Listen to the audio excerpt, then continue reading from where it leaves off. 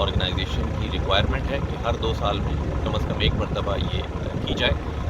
اس exercise کا مقصد airport پر کام کرنے والی جتنی بھی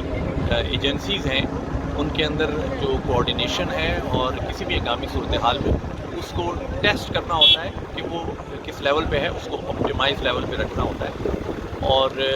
خدا نخواستہ کسی ہنگامی صورتحال کی صورت میں پریپیئرڈنس کو چیک کرنا ہے، اور اس کا مقصد یہ بھی ہے کہ اگر ایسی کوئی صورتحال پیدا ہو تو جو بھی سفرنگ ہے اور جو کیجولٹیز ہیں اس کو منیمم رکھا جائے۔ اس کے ساتھ ساتھ ان ایجنسیز جو ایئرپورٹ پر کام کرتی ہیں ان کی انٹر آپریبلٹی کو